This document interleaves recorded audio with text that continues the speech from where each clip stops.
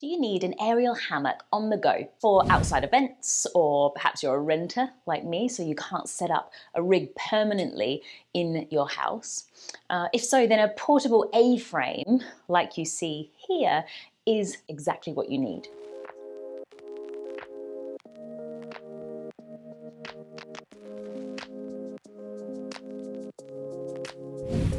Mine happens to be from Ariel's Australia, as I was living over in Oz when I bought it, and it's made from aluminium alloy and can range between literally 1 meter to 3.4 meters high.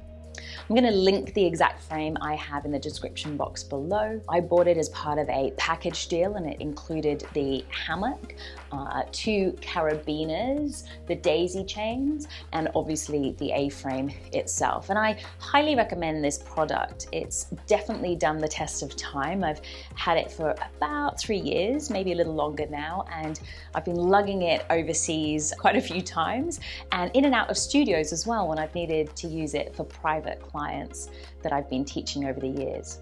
I've got no affiliation with this product, by the way, but that link will be in the bio below. So today I'm going to demo how to set up your A-frame. You might have bought yours from a different company, but I'm going to guess it's very similar to the way that mine is also set up. I'll suggest that the first few times that you do so, you get yourself a buddy to help you out, as doing it on your own, certainly the first time, is definitely quite tricky. But it is possible. I'm going to show you that it is possible. On the whole, it takes me about 15 minutes, I would say, to set mine up, and less, about 8 minutes to take it down, depending on the space that I'm working with. So these are the components for my A-frame. I've got 4 legs. I've got the very top piece of my A-frame, and I've got lots of these little D-ring hooks. That's what I'm calling them. Anyway, I'm not sure what they're actually called, but I'm calling them my D-ring hooks. So this top piece, I usually just keep as one. I don't tend to take it apart when I am transporting my A-frame around. I tend to kind of keep it together. I took one of the ends off just to show you that when it came in its box, initially these were 2 separate pieces, and also these rings were separate pieces. I did have to tie my daisy chains on. So that part I've already done. I tend to just leave that all together, and just to show you how simple and easy it is for me to put the top end on. Just checking I'm putting it the right way around. I've got this little hole here, and I'm going to align this little pin that pushes into that hole. Pretty simple.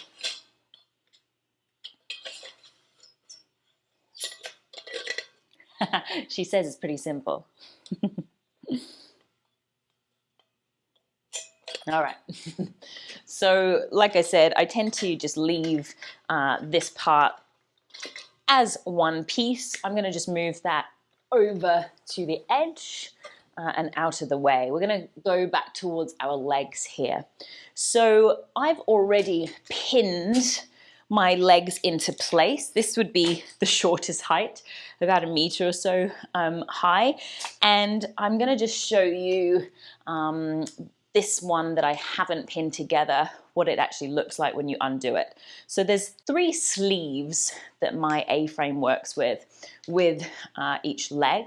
So I've got the base here, and then the first inner tube, and then we've got like a middle sleeve, and then the outer one. And on all of these sleeves, we've got different holes. On my A-frame, the bottom 2 sleeves, I have this little groove, this very useful guideline to line my tubes up so that I can place the pin through. So I'll just show you how I hooked one of my D-rings into place. And the reason why I start in this way with all of them locked into place is I just find that a lot easier, so that I can insert it into the top piece and then lift that part up. I'll show you what I mean when we get there. So a closer up image of those 3 sleeves. I've got the groove here that I'm going to align with the second groove, and I'll just align that bottom hole with the second one, and then I want to align the top hole with those two bottom ones. Once I've found the hole all the way through, I can grab my D-ring and wiggle that through. As you can see, it's come through the other end, and then I just pull and hook over the end. So that's how I lock each leg into place. I'll then be grabbing each leg and placing it into the top part of my A-frame.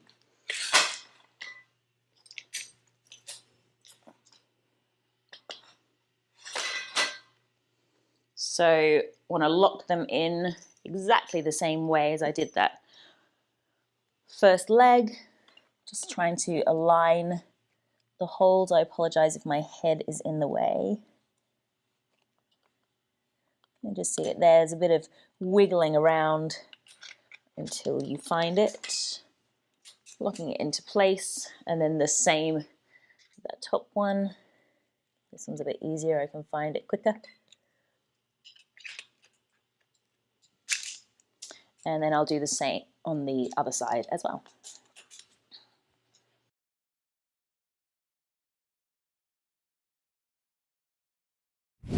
So in a moment, I'm going to lift my A-frame to stand it upright. So I want to make sure that there is enough room for all 4 feet to be placed on the floor. So I'm going to shove my A-frame this direction so that I know there is plenty of room this direction for the feet to land. I like to grab hold of the 2 straps, the daisy chains, and this is going to help me lift my A-frame. It's a good idea to make sure that they are somewhat centered, otherwise it lifts quite wonky. So here we go. Just checking my surroundings, trying to do this slowly so that I'm not hitting the wall. All right, so I'm just going to bring my feet flat. So I've got the A-frame upright. I know that I want to adjust my A-frame into a slightly different angle. I've used it in this space before and I quite like it at the angle. Also helps so that you guys can see me at home. So I'm just going to lift and maneuver it where I believe it kind of wants to be. To begin with, I'm going to be pretty centered here in the room. I'll be adjusting that accordingly with the space around me. I then want to bring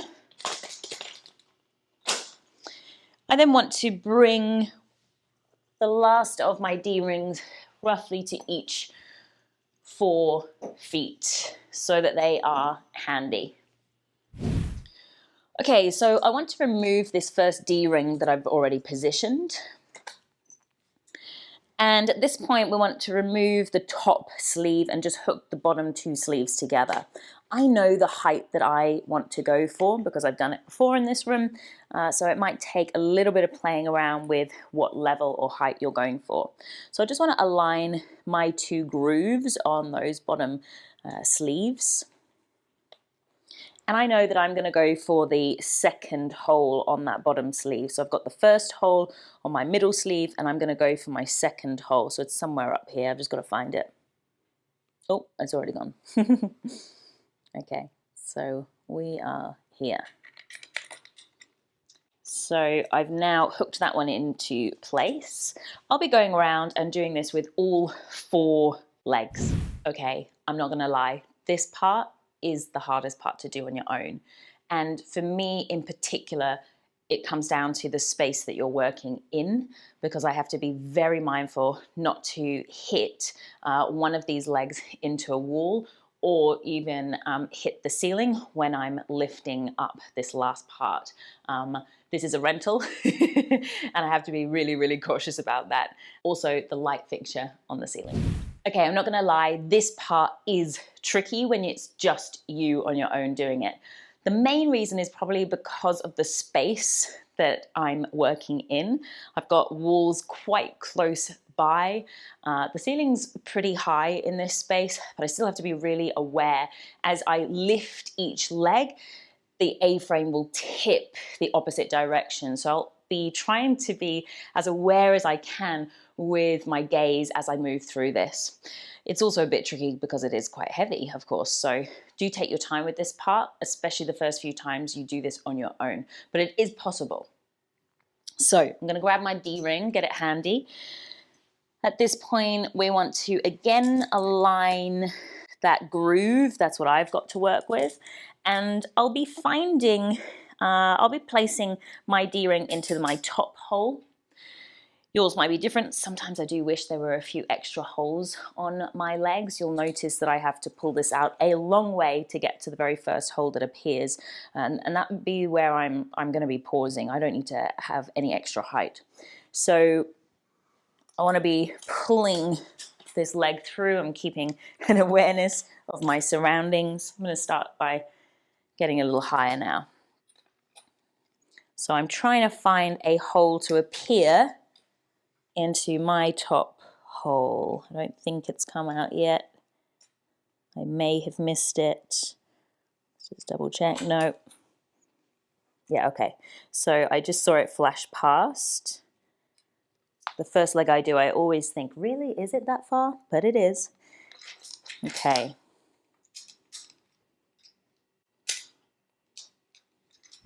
So I'm going to work with the second leg now, being very, very mindful of where my A-frame might go towards. Grabbing my D-ring, aligning the line that I can see. So always checking my surroundings, trying to find that whole alignment, and we've got it. So I'm just going to align this foot flat.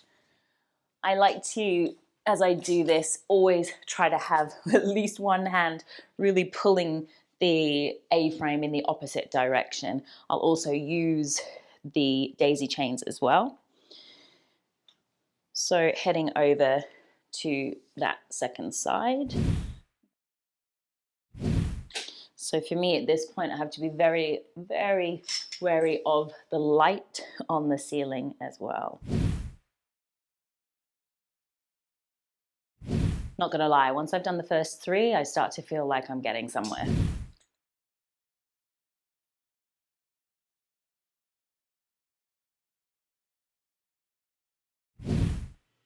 Okay, so we got there. We got all four legs in and up.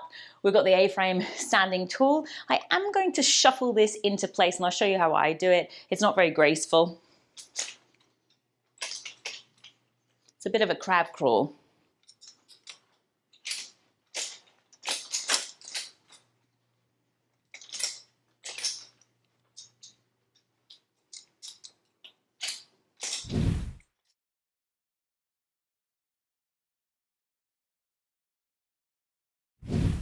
Just making sure that the feet feel very secure and flat on the ground. So I do have a little disclaimer at this point.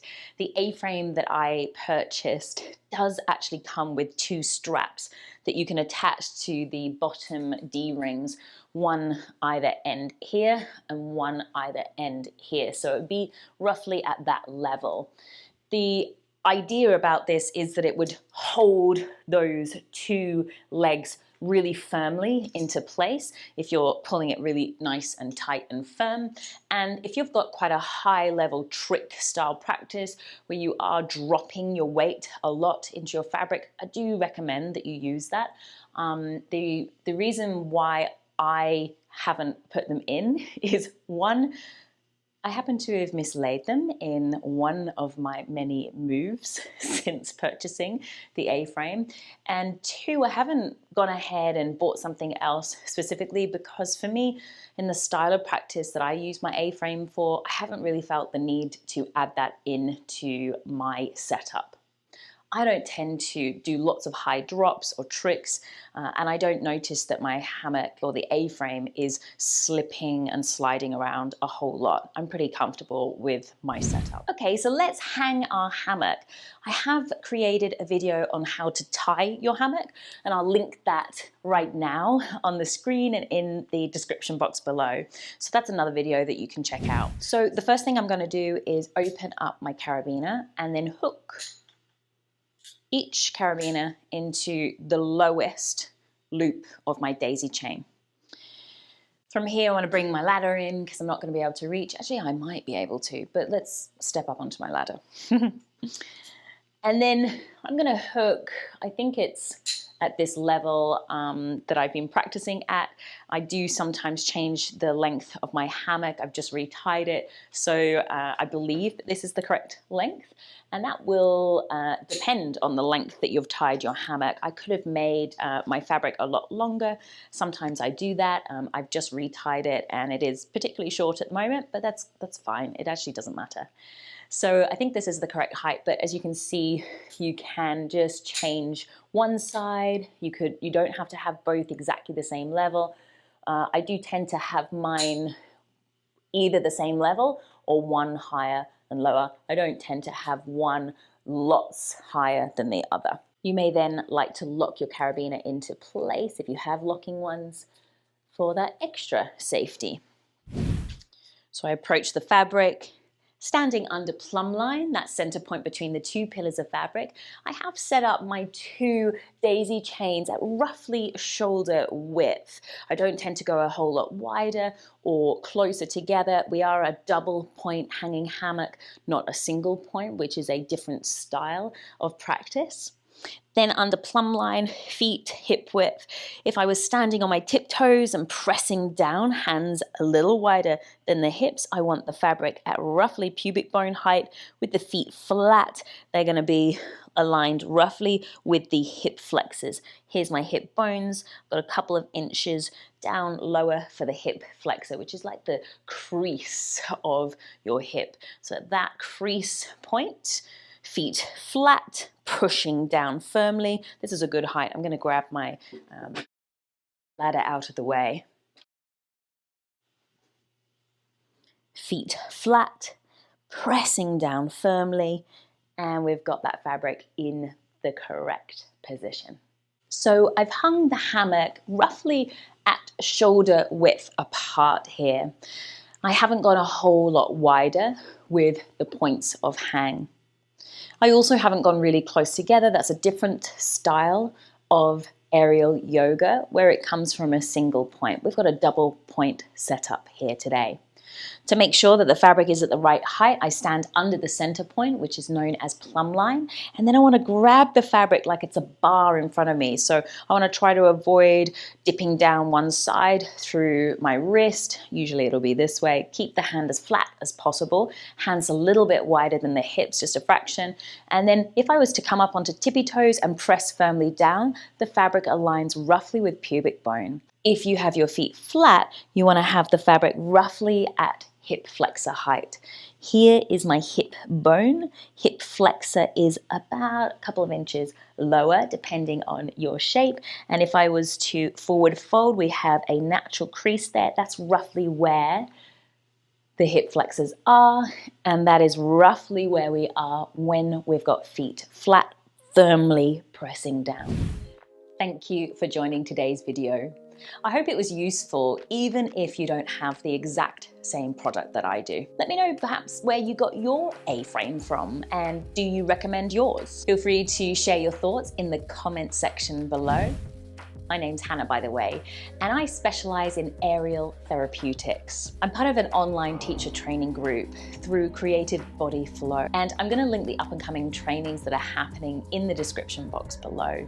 By the way, I also have plenty more therapeutic movement on my channel. Thanks again so much for joining today, and I hope you found this video helpful. Please do give it a thumbs up so that I know that you enjoyed it. Thank you for watching this video, and I hope you enjoyed it.